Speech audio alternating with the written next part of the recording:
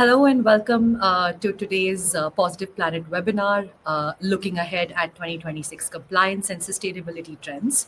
This is episode 4 of Positive Planet's 6-part webinar series. So we have 2 more to go. And the series is Sustainability in Practice, Turning Strategy into Action. So lots of exciting stuff that we've already covered over our last couple of episodes. And now we're excited to show you some of our predictions over the course of the next 12 months of what your business should be aware of. Next slide, please, Emma. Thank you. Just a couple of housekeeping rules. Please unmute your device before joining so you can look at and hear what the webinar speakers are saying. Drop your questions in the comments section. We will get to it at the end of the session and happy to answer all your questions. This session will be recorded and sent over to you later. So please be aware of that. And please also respect all attendees and speakers whilst you're on here. A quick agenda of what we're going to be doing before we kick off and talk about what's happening next is a couple of quick introductions. Then we dive straight into compliance trends for both ESG and net zero, how to prepare you for what's coming up and what's already going on, and then a quick wrap up and a Q&A session as well. Nice. So just a quick intro into who we are before we get started. For those of you who are new to us, so we're Positive Planet, and what started with emissions measurements has led to a growing consultancy who not only specialise in emissions reductions, planning and footprinting, but also now into ESG, engagement in training and LCA. We love our clients. We love getting to know who you are as people and learning more about what's driving your sustainability agenda. We're small, but we always aim to make a big impact in any of the work that we do. So now just a little more on our speakers. So I don't know, Aisha, if you want to go first. Yeah, thanks, Emma. Hi, everyone. I am Aisha Mehrotra, and I am the Principal Sustainability Manager here at Positive Planet. So I manage the net zero segment of the business. Emma? Amazing. And my name's Emma, so Principal ESG Consultant for Positive Planet. I've worked in for a range of businesses in the past, from SMEs all the way to large corporates on strategy reporting, from both the voluntary and mandatory perspective. So before we jump in, just drop it in the chat, tell us who you are, where you're from, and what you're hoping to get out of this session. So is it just purely compliance information, or are you hoping for a bit of a sneak peek into our trend predictions? And hopefully we can answer this live, or we'll send you further information, or we can just create more content in the future on the certain topics that you might be dropping in. So feel free to drop that in the chat as we go. So a couple of facts to get started. So 96% of the world's top companies are now reporting on sustainability matters. That's a huge number of companies that are now reporting this kind of information from both the voluntary and mandatory lens. And over 150 pieces of legislation have been rolled out by the EU in recent years. And actually, it's Europe that's really leading in terms of the volume of legislation, with a lot of this coming through from France, who's really driving that sustainability agenda from within the EU. So let's dig into some of those EU and UK specific regulations. So I'll be looking at ESG, and Aisha will run through more specifics on the emission side. So starting with CSRD, Corporate Sustainability Reporting Directive. This is a huge piece of legislation coming out of Europe, and this will impact the large corporates before trickling down to the SMEs. And while the CSRD has been brought in by the EU, it can still affect UK businesses who have businesses in Europe. So this could be high sales in Europe or branch based in Europe, and there. But this is still relevant for many companies on this call in the short term, because reporting companies have to report on the impact of opportunities in their value chain. So this is what we're seeing. There's more requests from small businesses in the UK who are supplying these corporates in Europe to collect and report more sustainability data upwards. And so they're having to do this for more data than they've ever had to kind of report before. Secondly, be the ISSB, not technically a regulation yet, but it may be depending on how it's adopted in various jurisdictions. So the ISSB is formed under the IFRS Foundation, and they have developed the global baseline standards for sustainability related financial reporting. So this tends to focus more on the sustainability and climate related risks and opportunities to a business. And then we have the UK SRS. So this is the UK Sustainability Reporting Standards. And this is an example of how the ISSB comes into legislation. So the UK SRS have adopted the ISSB with some amendments for UK reporting companies. And this will be hitting the listed companies first, and then we'll again trickle down to the smaller companies from there. And so while both the ISSB and the UK SRS are very closely aligned, the main difference here is that the ISSB is for global use, whereas the UK SRS has been amended for the UK. And the UK SRS is still in consultation, but we're expecting to see those reporting standards released at the end of this year for voluntary use only. But then when it does become mandated, as mentioned, it'll be hitting those large and listed companies first, but we're still waiting to see the threshold for those thresholds to be defined. So just to really quickly break that down, ISSB global baseline, UK SRS is the domestic adoption of the ISSB, and the CSRD is a broader regulation which is much more granular, more prescriptive than the ISSB and the UK SRS. And back to you, Aisha, just take us through what this looks like from an emissions perspective. Yep, absolutely. Thanks, Emma. So, of course, ESG being the larger umbrella of sustainability reporting is coming more and more up. And that also means that your carbon footprints and your emissions reporting is becoming more and more robust under the ESG umbrella as well. So, what kind of methods should regulators expect from organizations and their footprints? A main one in the UK, which has been there for a really, really long time already, but is now gathering more pace because of the size of the companies, is the Streamlined Energy Carbon Reporting in the UK, or SECR. This remains the largest baseline for reporting, and both large quoted and unquoted companies or LLPs must publish their annual energy use and their greenhouse gas emissions in their either in their director's report or in their energy and carbon report. And Positive Planet can also support you with that. So it is, if you are a large company with more than 250 employees and a large turnover of more than 250 million, then this is something that you should definitely be reporting as a compliance requirement under the Greenhouse Gas Protocol. The next one in EU, very similar to what Emma has just mentioned, but specifically with carbon footprinting and your emissions reporting, is you do need to report more than 90% of your Scope 1, Scope 2, and Scope 3 emissions where it is material. And it must be aligned to the Greenhouse Gas Protocol, which is, of course, our largest reporting standard for carbon footprinting. And this must include now both your location and your market-based emissions for your electricity and Scope 2 figures. If you would like to understand more about what your emissions are and where all of those emissions lie within your business, please do get in touch with us. I do see some of familiar faces on the webinar as well. So really great to see, and hope that this is all benefiting you as well. In terms of the standards, so we look at ISO standards as the largest standards that are utilized for compliance for your energy emission reporting. We have ISO 1464 and ISO 1467. So ISO 1464 particularly is just for your organizational greenhouse gas inventories, so it's basically collecting the activity emissions of your organization. And 1467 particularly lies within product carbon footprints. So this has just picked up quite quickly in 2024, although it has been existing for a while now, but the reporting requirements and structures are becoming more robust.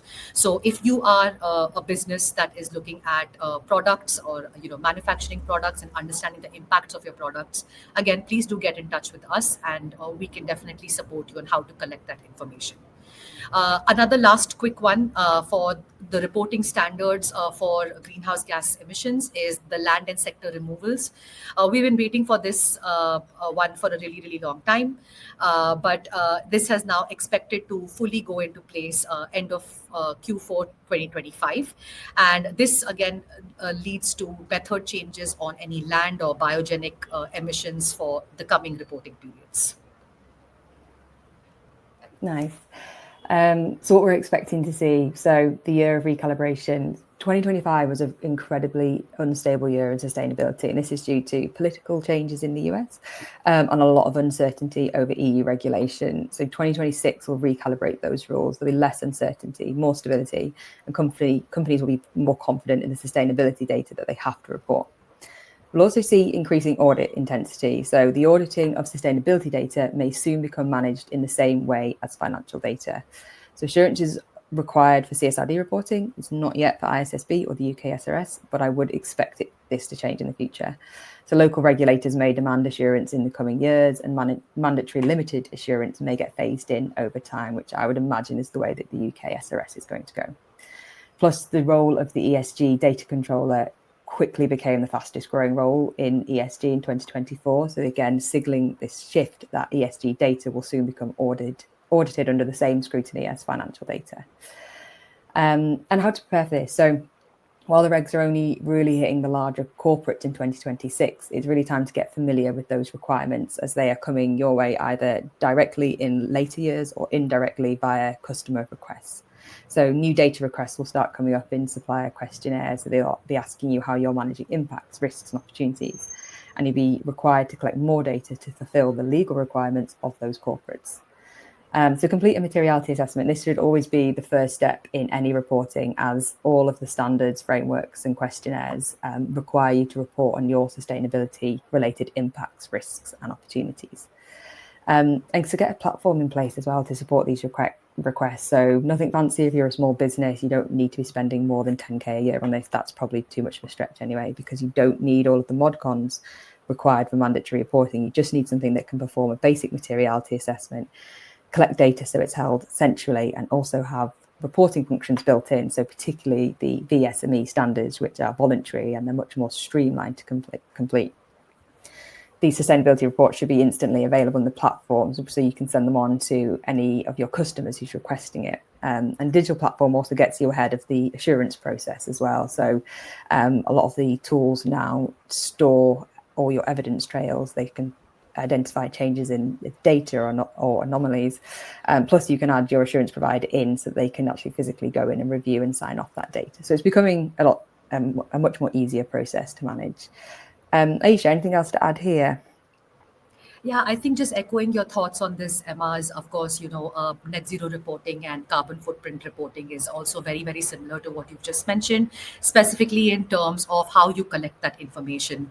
So compliance is pushing a lot of engagement, within internal teams in businesses to be able to gather better and higher quality data, and that is impacting sort of looking at how you view your emissions, and also looking at how you identify the hotspots of higher emissions within your business. So we are seeing clients now, moving forward and looking at improving their data qualities year on year. And financial reporting is also becoming quite imperative in streamlining that information for businesses, so that there is not a doubling of resource or a utilization of any additional sort of time required to get this information. So we're seeing that financial reporting and data collections for your net zero reporting is going hand in hand and is getting more and more streamlined within the business. How you can prepare for all of this, with some compliance requirements or auditing pressures, is that you collect this data quite consistently over the year rather than sort of reporting it at the end of the year. So this is how we also look at clients looking at improving and being able to calculate that information on the back end in a much more streamlined and easier way. Keeping it as simple as possible as well is something that helps a lot when it comes to collecting this information. And the more granular you go, the more sort of insights and trends within your business emissions you will be able to understand. Great, thanks, Aisha. So another big question that Emma is always looming for us as well is that will this kind of these kind of trends and impacts, will they stall because of the increased reporting requirements? What are your thoughts on that? Yeah, it's such a good question, and one that is out there at the moment is, will impact stall because of these increasing reporting requirements? And to answer this, it's kind of annoying. It's like a yes and a no. So yes, I think in the short term, it is going to take a while for ESG and sustainability managers to really get their head around what these reporting requirements are actually asking, plus how to collect data across the value chain and internally, and then again how to present that data in a way that meets those reporting requirements. And in the past, this has always been a very manual job and has relied on data being collected in Excel and random SharePoint folders. But in the long term, I think no, impact is not going to stall because of regulation. So the shift to digital is already happening. These platforms are collecting data, they're writing answers, they're producing compliant reports in seconds. So eventually leaving all of the data collection and reporting to digital will actually free up a lot of time for sustainability people to really get back to doing the work that matters, focusing on implementation, making that positive change that they need to report on year. I again would want to echo your sort of thoughts on this because I completely agree that it can be a really one of we have seen a trend that data collection can by far be the largest challenge that an organization faces. It's sort of getting the granularity. So even though they aim to gather as much as they can, because of resource and time constraints, that can be a challenge moving forward. So sort of streamlining and digitalizing that information becomes really key in moving to the real impact and the real reductions that we want to look at within businesses. So definitely this is something to keep in mind. And another would definitely also look at that now that the trends that we are seeing, as you've mentioned and as I've discussed as well with you, is that all of this is pretty much overlapping in one way or the other, or they are at least trying to streamline and overlap their reporting requirements. So if you have a specialist such as yourself or me who's focusing on supporting the client and what's exactly required for these reporting requirements, we always encourage clients or businesses to look outside to sort of gain that support and the expertise, so that they are saving time and also eliminating any fatigue in collecting this information or reporting it themselves. So that is where organizations like us can come in and make that process a lot easier and a lot more handheld than it would be if you were looking at it, just internally within the company. Nice. So we've covered a lot of what the incoming reporting standards are, but let's have a look at the emerging themes from within them. So greenwashing, to start off with, there's been a real crackdown on greenwashing recently. So the EU Green Claims Directive will outlaw green marketing claims, meaning that any claims you make must be scientific and evidence-backed.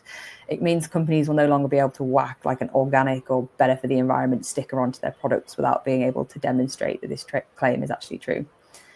And when it comes to reporting, companies quite often choose to ignore the reporting on their negative impacts. They can be very selective in the positive stories that they want to tell. This does fall slightly more into the green hushing side, but it still has relevance here. However, with regulations like the CSRD coming in that require a double materiality assessment, companies will have to report on the good, the bad, and the ugly. They will not be able to choose what they want to report anymore. The ISSB and UK SRS don't explicitly regulate greenwashing, but will indirectly reduce it via those tightening disclosure requirements.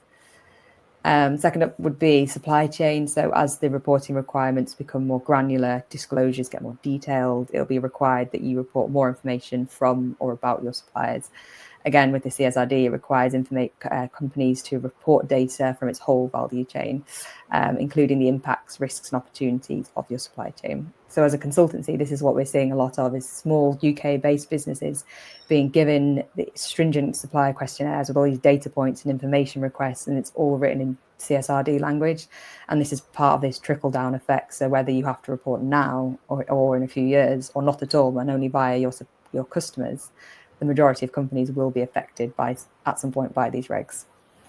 And then lastly, biodiversity. So this has slowly been gaining traction over the last few years, and now has its own reporting requirements attached. This is coming through from the Task Force on Nature-Based Financial Disclosures and the Science-Based Targets for Nature kind of gaining in prominence. Plus it has its own module in the standards, which are required to be reported against under the CSRD. So net zero set, it's been around for a while. It's become business as usual for companies to collect this data, reduce emissions, and then report on progress. But biodiversity is really next to have those science-based targets attached and have a regulatory landscape, which is really increasing in intensity. Aisha, what's coming down the line from an emissions point of view? I think just focusing on sort of the supply chain aspect, Emma, that you just mentioned. So we are again seeing, like you said, lots of large questionnaires coming in, but this is also key to driving decarbonization. So we are seeing the uptake of a lot more supplier engagement within businesses, and that has increased, I would say, tenfold within at least the businesses that we are servicing currently, where they do want to actively engage with their supply chains. But apart from what you've already covered, and just to extend on the theme that's been quite controversial has been the theme of carbon pricing and the border measures that can change what you report. So again, the EU ETS now from January 2024 has started calling large ships at EU ports, and they now included in the emission trading scheme for the EU.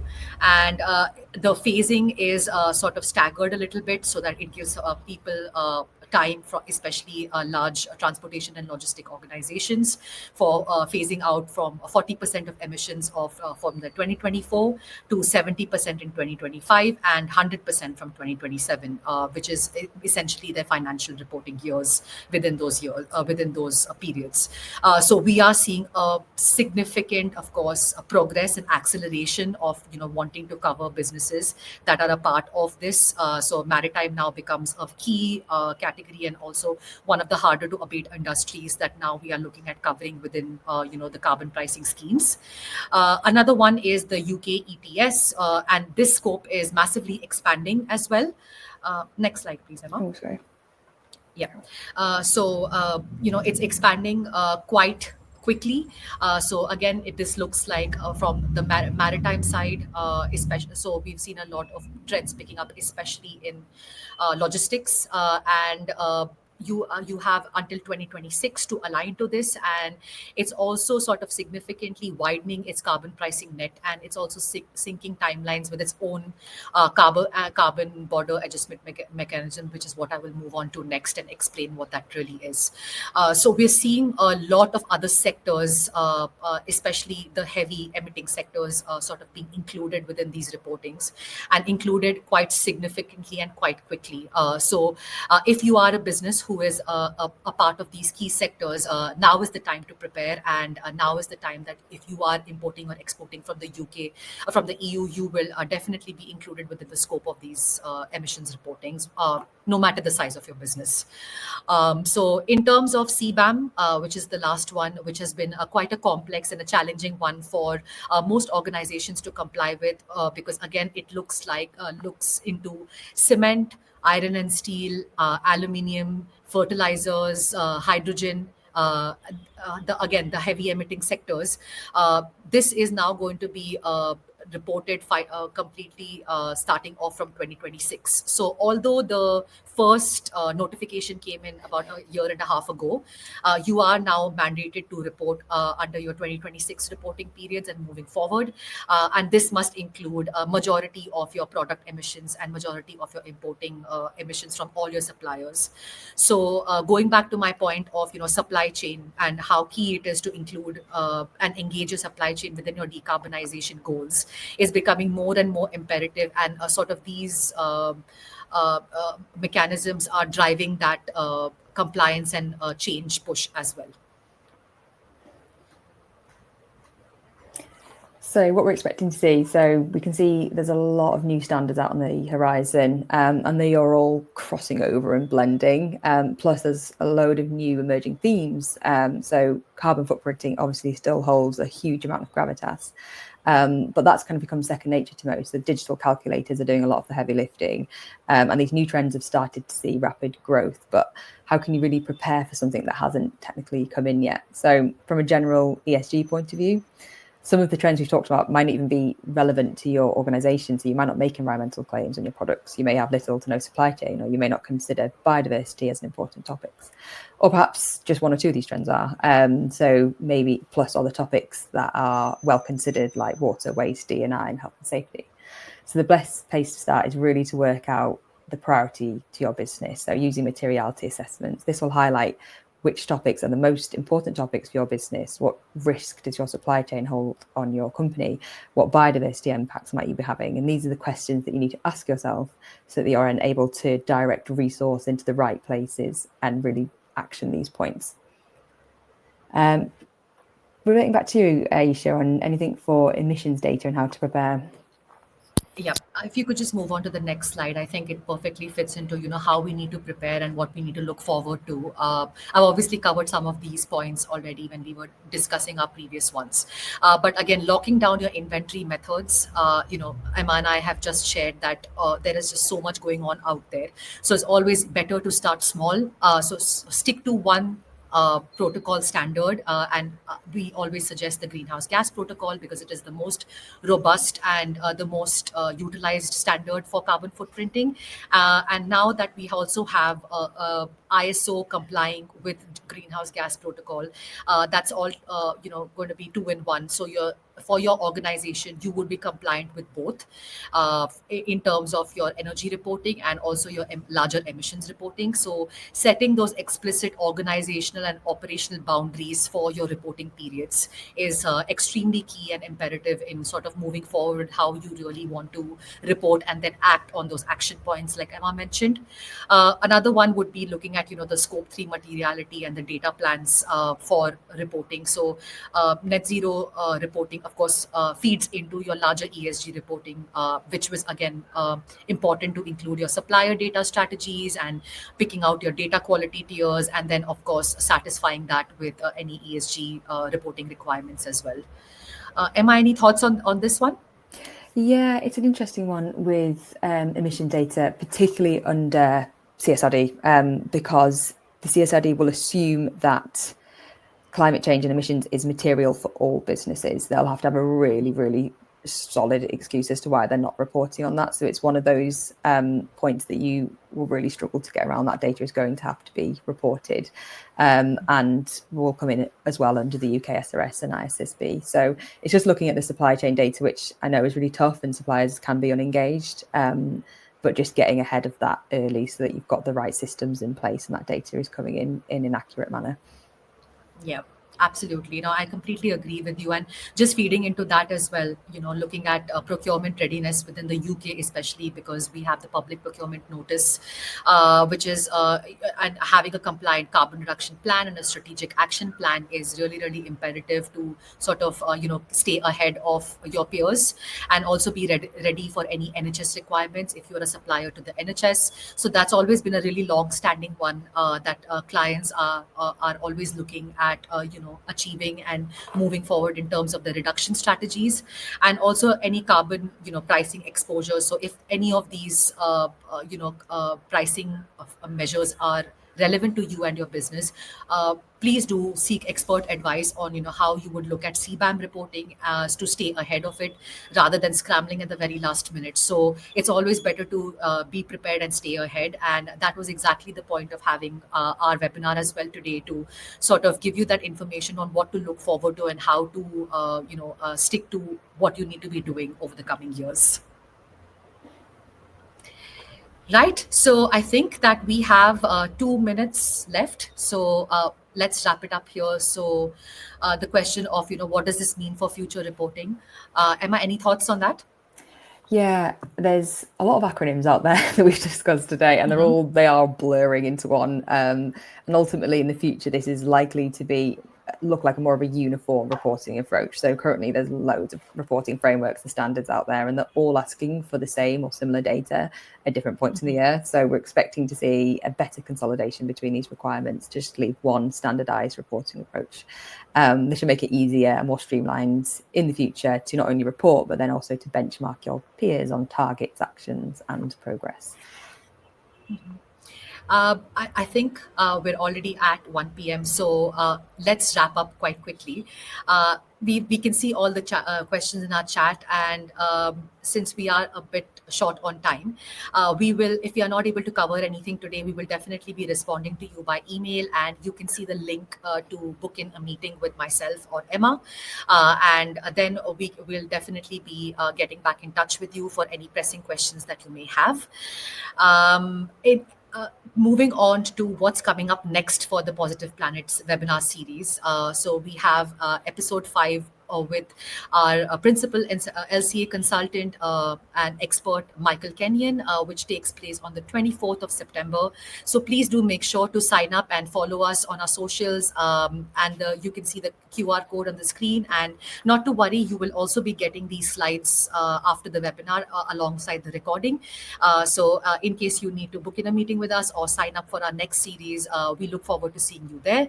And thanks, Emma, and thanks for joining us, everyone, and sharing your time with us today. Hope you have a great rest of the week, and we'll get back to you soon.